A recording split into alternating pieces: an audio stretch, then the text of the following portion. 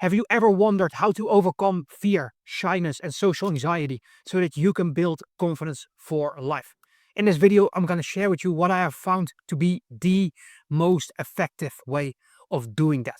A lot of what I see online from other trainers, it just doesn't fit the bill for what it really takes to build actual confidence and overcome social anxiety, overcome some of your fears so that you can be your best, your boldest, and your bravest self.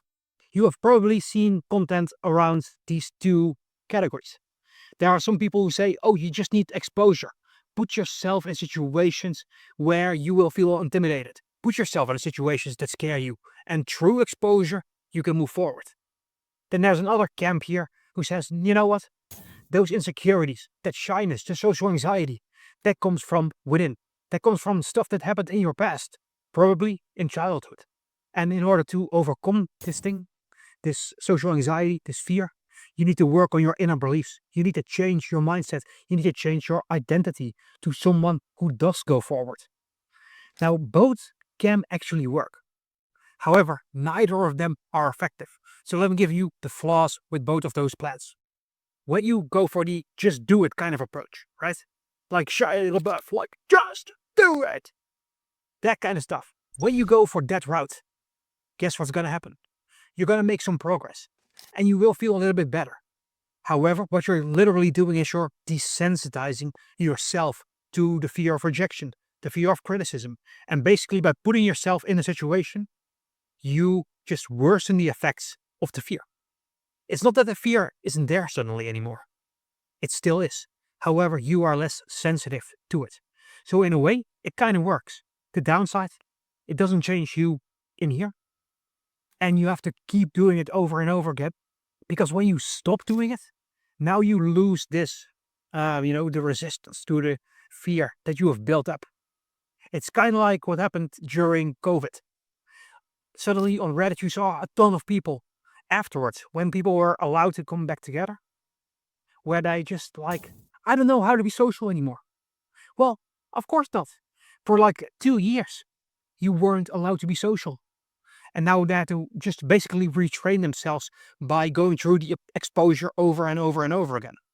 So whatever you don't use, you lose. So when you only focus on this just do it kind of side, that is where you have to continuously keep moving forward. Otherwise, it's not going to work. On the other hand, you have your inner beliefs. However, that sometimes is ineffective for one simple reason. And for this, let's use positive affirmations as an example. No matter how many times you say, I am this, I am that, I'm the other thing, your mind usually doesn't believe you. And with positive affirmations, there is the affirmation you say out loud, but that's also the affirmation you say inside of your own head. So when you say, I'm the greatest, I can do anything, there's also that little voice on the other side that says, no, you're not. I don't believe you. You are not that person that you say you are. Which is why those kinds of affirmations can sometimes just completely fail. And this work on your inner beliefs, that doesn't really work either. So when it comes to positive affirmations, and this is going to make sense in just a moment, here's what you do. For example, if I wanted to create the identity that I am an avid learner and reader, I don't just say to myself that I'm a reader. What I would do is I would pick up one of these things. Great book, by the way, Atomic Habits. And I would open the book. I would read. Then the next day, what I would do is I would take this thing again. I will open it, hopefully a few pages later. I would read. The day after that, I would pick up my book and I would open it and read, right? So only when you match your words with your actions is your mind actually going to believe the things you're like trying to build into yourself, the identity and the beliefs you're trying to change. Your mind needs proof, not promises of you getting better. Your mind needs proof that you're moving in the direction you say you're moving into. Which is why this working on your beliefs often fails. It is a great exercise. I do it myself as well. However, it is just like how they build a tunnel. When they build a tunnel, they don't just start digging. They start digging on both ends, and then they meet in the middle of the tunnel.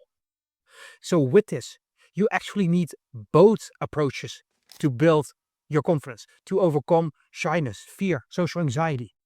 You need both of them. Because when you work on your inner beliefs, it becomes believable when you start also going out there in the real world and doing things you say that you can do, that you're going to do. Now your mind hears, I am getting more confident day by day by day. And it sees you putting yourself outside of your comfort zone to do the things that scare you. And now your mind's like, you know what? There's something to this. That can work. That is the crucial element. And then on the other hand, if you go out and you try it without working on the beliefs, eventually you're going to stop. Because the fears that were inside of you were never addressed. And the great part is, both of these areas strengthen one another. Because when you put yourself in a situation where you feel uncomfortable, your mind is going to tell you exactly what the hell is up. You're going to feel your heart pounding. You're going to freeze up. And in those moments, what I would like to challenge you to do is the following. Instead of asking, I feel so terrified, I feel overwhelmed, what do I do now?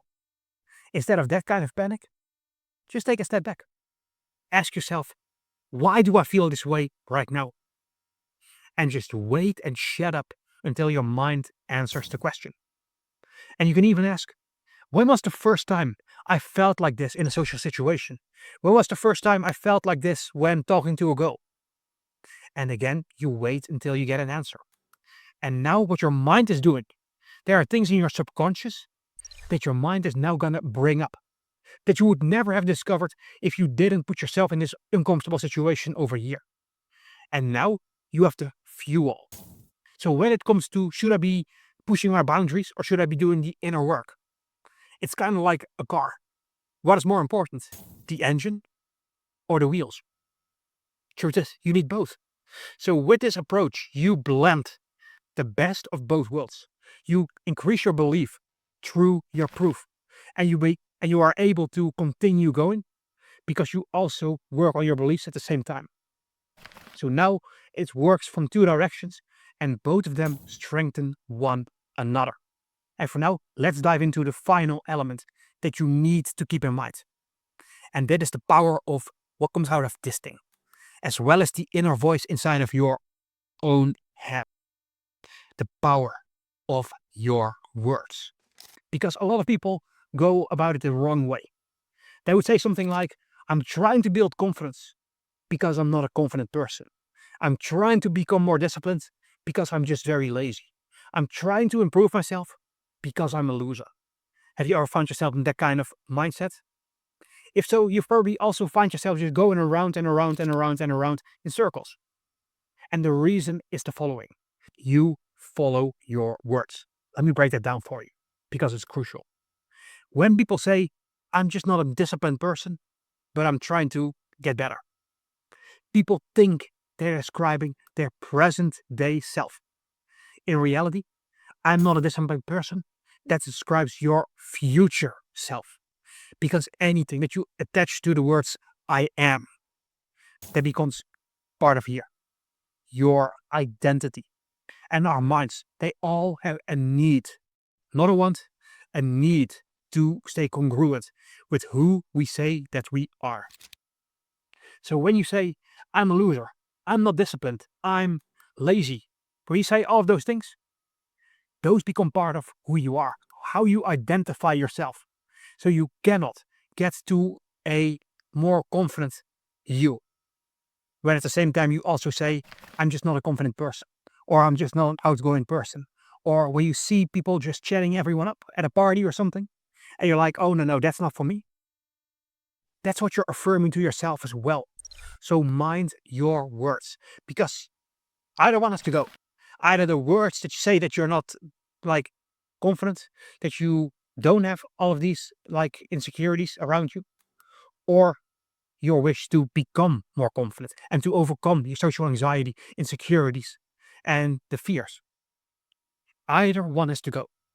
And one final thought that I'm going to leave you with, every single person on this planet has some kind of fear. It is not that the people you look up to are somehow just free as a bird from this like shyness, social anxiety. No, they had to like train themselves to become bolder and to stand above those fears. They feel the same fears, but they do it anyway. So that's the thing. You don't need to be motivated to take action. You don't need to feel completely confident to go and take the next step. You take the next step, and that reinforces the confidence. That reinforces the way you make progress. So it's the switcheroo. It's the other way around. So I'm going to leave you with that. And with that said, have a wonderful day, and I'll see you in the next video.